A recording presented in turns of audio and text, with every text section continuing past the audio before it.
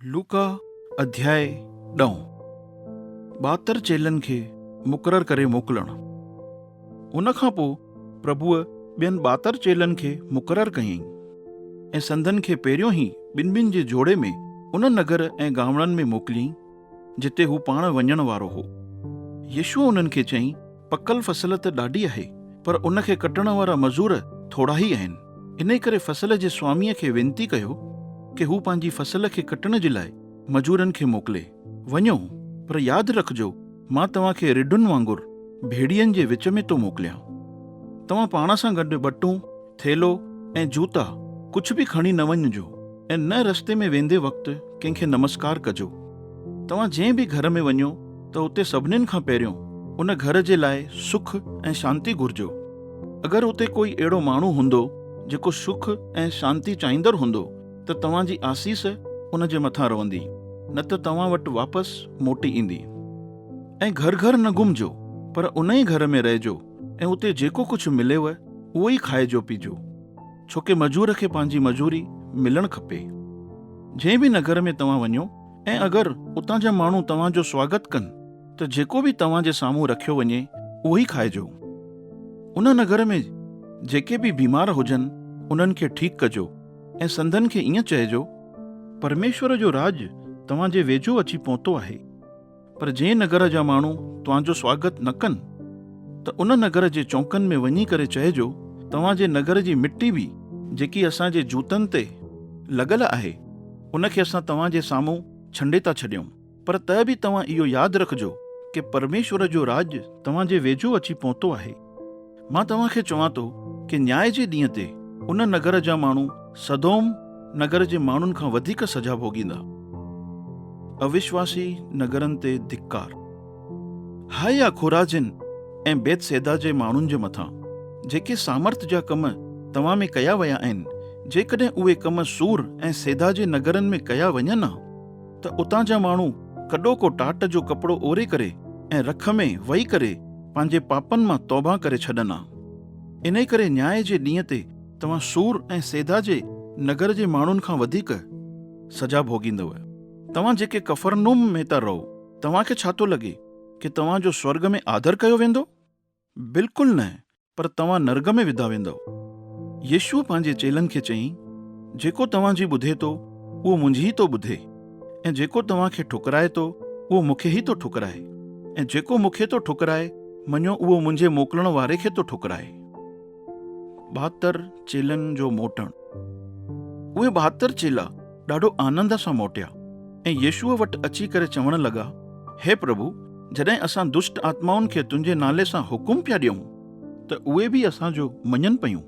यीशुअ उन्हनि खे चयो, जीअं बिजली आसमान मां किरंदी आहे उअं ई मां शैतान खे शिकस्त खाई किरंदे ॾिसी रहियो हुउमि। ॾिसो, मां तव्हांखे नांगनि, विछुनि ऐं दुश्मननि जे सॼे सामर्थ खे कुचलण जो अधिकार ॾिनो आहे, ऐं काई बि शइ तव्हांखे नुक़सान न पहुचाईंदी। त बि इन ते आनंद न मनायो कि दुष्ट आत्माऊं तव्हांजो मञनि थियूं, पर इन ते आनंद मनायो कि तव्हांजो नालो स्वर्ग में लिखियो वियो आहे। यीशुअ जो परमेश्वर खे धन्यवाद करणु। यीशु उन ई वक़्तु पवित्र आत्मा जे द्वारा आनंद सां भरिजी वियो ऐं चयईं, हे पिता, स्वर्ग ऐं धरतीअ जा प्रभु, मां तुंहिंजो शुक्रगुज़ार आहियां कि तूं इन ॻाल्हियुनि खे उन्हनि खां जेके पंहिंजे पाण खे ज्ञानी ऐं होशियार था सम्झनि लिकाए रखियो अथई, ऐं जंहिंजो स्वभाव ॿारनि वांगुरु आहे उन्हनि ते प्रगट कयो अथई। हा हे पिता, छोकी तोखे इहो ई वणियो। मुंहिंजे पिता परमेश्वर सभु कुझु मूंखे सौंपे छॾियो अथई, ऐं पिता परमेश्वर खां सवाइ कंहिंखे बि ख़बर कोन्हे कि हक़ीक़त में पुटु केरु आहे, ऐं पुट खां सवाइ कंहिंखे बि ख़बर कोन्हे कि पिता परमेश्वर कीअं आहे, ऐं सिर्फ़ु उनखे ई ख़बर पवंदी जंहिं ते पुटु ज़ाहिर करणु चाहींदो। जॾहिं उहे अकेले में हुआ त यीशुअ पंहिंजे चेलनि ॾांहुं मुड़ी करे उन्हनि खे चयईं, धन्य आहियो तव्हां कि इहे सभु ॻाल्हियूं ॾिसो था, छोकी मां तव्हांखे चवां थो कि ॾाढनि ई भविष्य वक्ताउनि ऐं राजाउनि इहे सभु ॻाल्हियूं ॾिसणु चाहियूं जेके तव्हां ॾिसो था पर न ॾिसी सघिया, ऐं जेके ॻाल्हियूं तव्हां ॿुधो था उहे बि ॿुधनि पर न ॿुधी सघिया। सभिनीनि खां मुख्य आज्ञा। हिकु ॾींहुं यीशु माण्हुनि खे सिख्या ॾेई रहियो हो त उते हिकु धर्मशास्त्री यीशुअ खे आज़माइण जे लाइ संदसि खां सवाल पुछण लॻो, हे गुरु, अनंत जीवन जो वारिस थियण जे लाइ मां छा कयां? तंहिं ते यीशुअ उनखे चयईं, मूसा जे नियमनि में छा लिखियलु आहे? उन में तूं छा पढ़ियो अथई? उन यीशुअ खे जवाबु ॾिनो, तूं पंहिंजे प्रभु परमेश्वर खे पंहिंजे पूरे दिलि सां, पंहिंजे प्राण सां ऐं पंहिंजी सॼी ताक़त सां ऐं पंहिंजी ॿुद्धीअ सां प्रेम कर, ऐं तूं पंहिंजे पाड़ेसरीअ सां उअं ई प्रेम कर जीअं तूं पंहिंजे पाण सां थो करीं। यीशुअ उनखे चयईं, तूं बिल्कुलु सही जवाबु ॾिनो अथई। ईअं ई कर त तूं अनंत जीवन जो वारिस थींदे। पर उन पंहिंजे पाण खे सही साबित करण जे लाइ यीशुअ खां पुछो, त पोइ मुंहिंजो पाड़ेसरी केरु आहे? दयालु सामरीअ जो मिसाल। यीशुअ उनखे इन जे जवाब में हिकु मिसाल ॾिनईंसि। हिकु माण्हू यरूशलेम शहर खां यरीहो नगर ॾांहुं वञी रहियो हो त रस्ते में डाकुन उनखे घेरे छॾियो ऐं संदसि जा कपिड़ा लाहे छॾियऊं ऐं उनखे मारे कुटे अधमुओ करे छॾे वियसि। पोइ ईअं थियो कि उन ई रस्ते तां हिकु याजक लंघे पियो, पर उहो उन माण्हूअ खे ॾिसी करे नज़रअंदाज़ करे हली वियो। ईअं ई हिकु लेवी बि उन रस्ते तां लंघियो, पर उहो बि उनखे ॾिसी नज़रअंदाज़ करे हली वियो।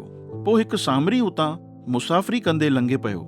उन जॾहिं इन माण्हूअ खे ॾिठईं त संदसि खे उन जे मथां दया आई। उहो सामरी उन माण्हूअ वटि वियो ऐं उन जे जख़्मनि ते तेल ऐं दाखरस मखे करे पटियूं ॿधियईंसि ऐं पंहिंजे गॾे ते चाढ़े करे उनखे मुसाफ़िर खाने में वठी वियो ऐं संदसि जी सेवा कयईं। पोइ ॿिए ॾींहं ते उन सामरीअ 2 दिनार कढी मुसाफ़िर खाने जे मालिक खे ॾेई करे चयईंसि, हिन जी सेवा कंदो रहिजांइ, ऐं अगरि उन खां पोइ बि अञा वधीक ख़र्च थियई त उहो बि मां तोखे वापसि अची करे ॾींदोमि। यीशुअ उन धर्म शास्त्रीअ खां पुछो, हाणे ॿुधाए, जंहिं माण्हूअ खे डाकुन मारियो हो, इन टिनिनि मां उन जो पाड़ेसरी केरु थियो?